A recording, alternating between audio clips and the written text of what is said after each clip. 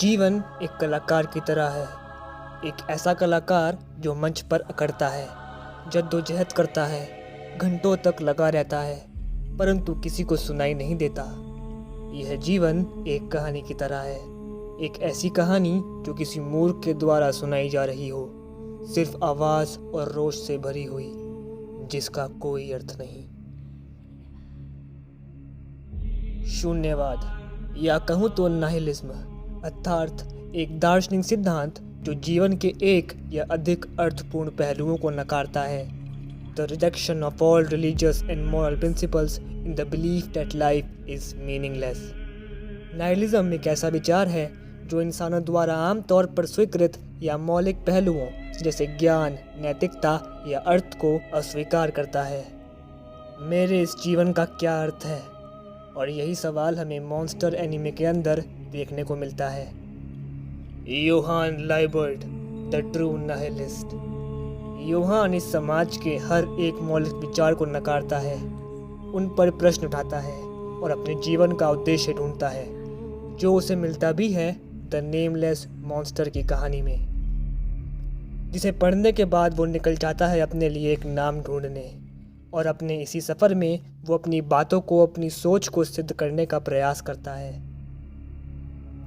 वो हमसे और डॉक्टर टेन्मा से सवाल करता है, आप क्या ढूंढ रहे हैं? इस संसार में कोई सत्य नहीं है, केवल क्रियाएं हैं, लाखों अलग अलग आवेगों का पालन करने वाली क्रियाएं, अल्पकालिक क्रियाएं, हर संभव और कल्पनीय आकस्मिकता और विरोधाभास के अधीन क्रियाएं। जीवन एक अपराध है, चोरी है, ईर्ष्या है, भूख है, झूठ है, घृणा है, मूर्खता है, बीमारी है, लाशों का ढेर है। परंतु आप इसके बारे में क्या कर सकते हैं?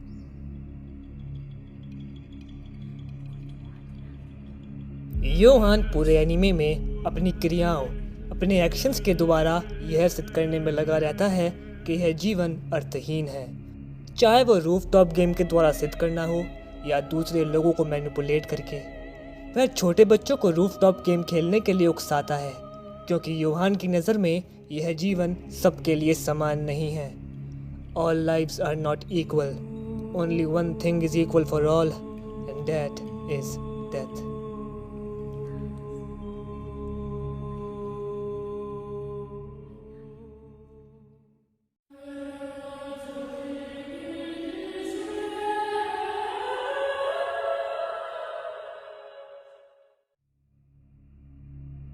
योहान ने खुद अपने जीवन में कभी प्रेम को महसूस नहीं किया। बचपन में उस पर एक्सपेरिमेंट किए गए। उसे किंडरहाइम 511 में रहना पड़ा, जहां उस पर एक्सपेरिमेंट्स करके उससे उसकी भावनाओं को छीन लिया गया। उसकी एकमात्र बहन, जिससे उससे प्रेम की उम्मीद थी, उसने भी उस पर गोली चला दी और इस तरह जन्म हुआ एक नाहिलिस्ट मॉन्स्टर का। एक ऐसा मॉन्स्टर जिसने इस समाज की नैतिकता पर सवाल उठाए और चारों तरफ सिर्फ अराजकता फैला दी, और लग गया यह सिद्ध करने में कि ये दुनिया सबके लिए समान नहीं है। यह दुनिया एक मजाक के अलावा और कुछ नहीं। योहान पूरे एनीमे के अंदर एक बहुत ही महत्वपूर्ण तर्क उठाता है। क्या आप जानते हैं कि मैंने अपने अपराधों, अपने पापों के लिए क्या दंड सहा है? कुछ नहीं, कोई दंड नहीं। मैं सबूत हूँ इस चीज का कि मनुष्य की सबसे कीमती चीज न्याय का भी कुछ मतलब नहीं, कोई अर्थ नहीं। एक न्यायपूर्ण दुनिया मेरे अस्तित्व को कभी बर्दाश्त नहीं करती।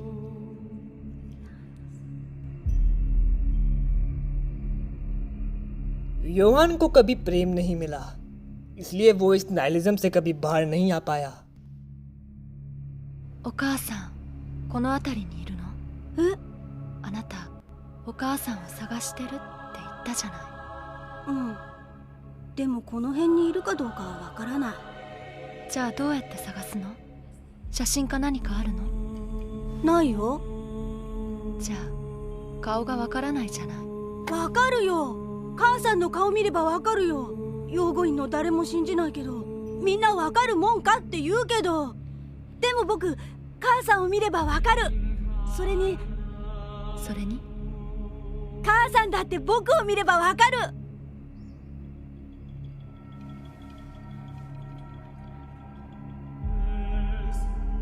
あなたを見つけてもわからないふりしたとしたら、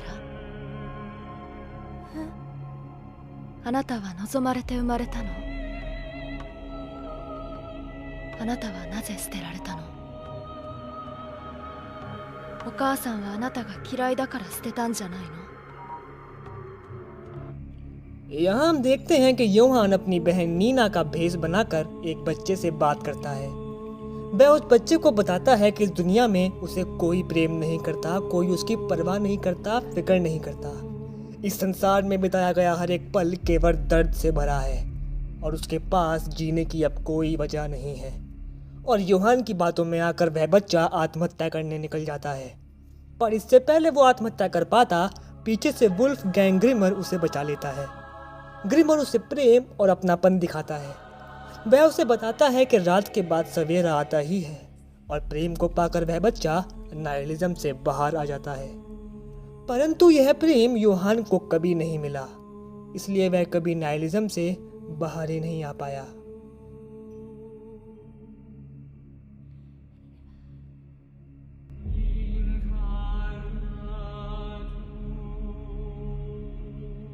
योहान का इस समाज की बुनियादी बातों को ना मानना यह साबित करता है कि वो जीवन के सिद्धांतों को पूरी तरह नकारता है, उन्हें बेमतलब का समझता है और पूरे एनीमे के अंदर वो यह सिद्ध करने में लगा रहता है। वो चाहता है कि डॉक्टर टेन्मा उसे मारे ताकि वो डॉक्टर टेन्मा को सिद्ध कर सके कि इक्वालिटी झूठ के सिवा और कुछ नहीं है। All lives are not equal, only one thing is equal for all and that is death।